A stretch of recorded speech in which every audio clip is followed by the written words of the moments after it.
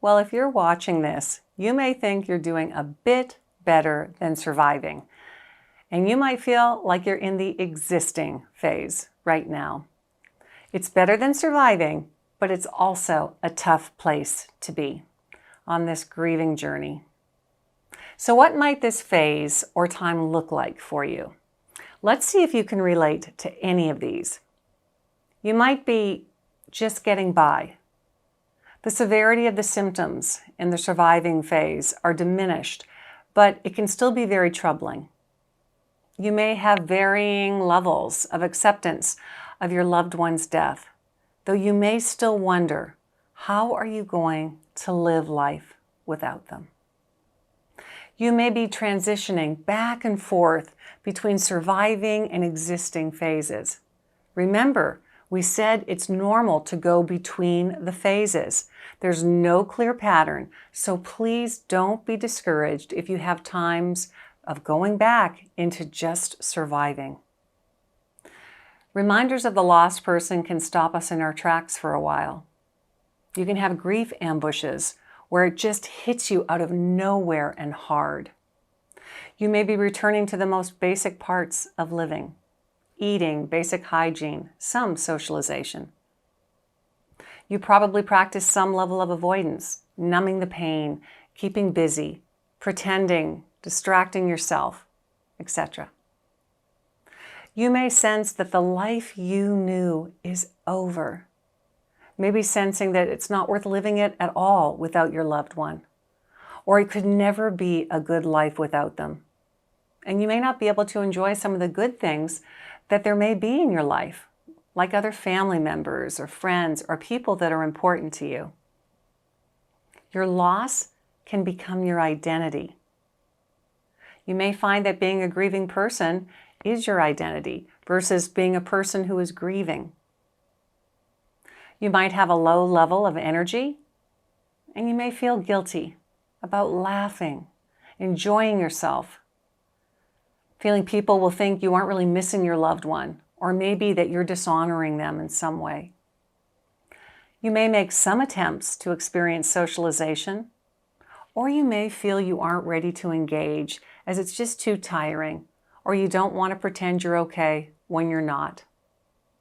Sometimes you might feel a strong sense that life can never be very meaningful, enjoyable, satisfying, or significant again. You might be willing to be part of a low-commitment grief support group. You see that people seem to be living normal lives. Well, yours has been forever changed. And that is hard to handle sometimes. You may go back to a lot of your routines, work, church, groups, and activities, but you might feel that you're often just going through the motions. They aren't bad, but they aren't good.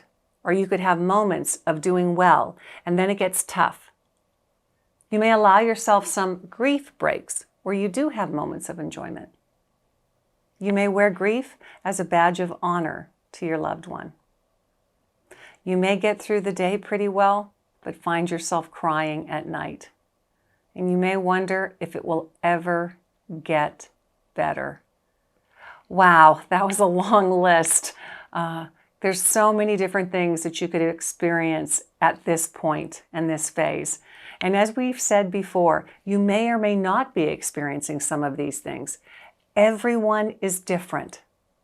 I spent a lot of time in this existing place while I was also going to the seeking phase, the next one.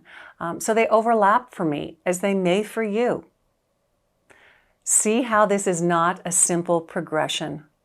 We aren't sharing this with you to give you defined stages, but to give you an understanding of where you might be and where you can go when you're ready. And that's the key, when you're ready. First, let me remind you that there is no specific time that one should be in this phase. It really depends on the person. The important thing is that you allow yourself to feel everything you need to feel during this time so you can grow and be ready for what comes next. And this can be tough. Because, my friend, there's no way around the yuck. Yep, there's no way around the yuck of grief. I wish there was. And most of us have no idea how to grieve, so we don't have the proper information, tools, or support that we need. And that can make a real difference to progressing through these phases. That's why we've created this program for you, to give you these things. Please don't be alarmed if it's been a while and you're still in the existing phase, or feel you're going in and out of it. That would be normal. You can still enjoy parts of life when you're in this phase, but it's limited. And the first step to moving to the next phase is to want to move. And we're going to cover that in the next episode.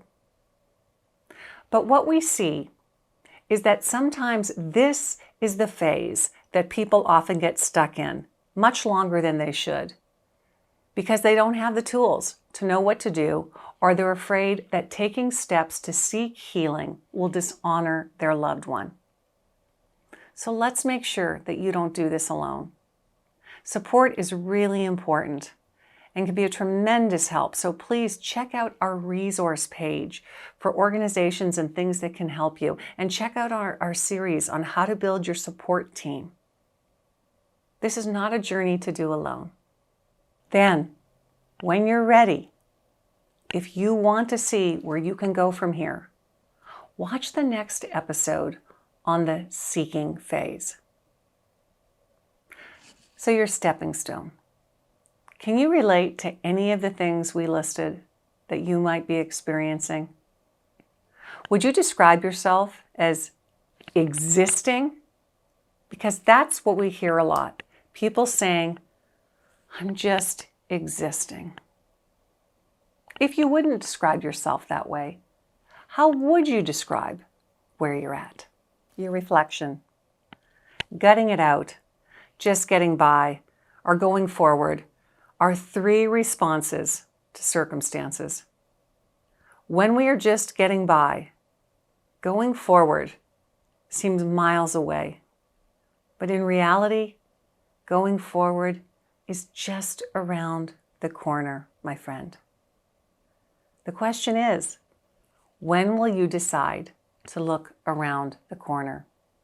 And when you are ready to look, you'll know whether or not you are ready to turn the corner. Thanks so much for watching. From my heart to yours.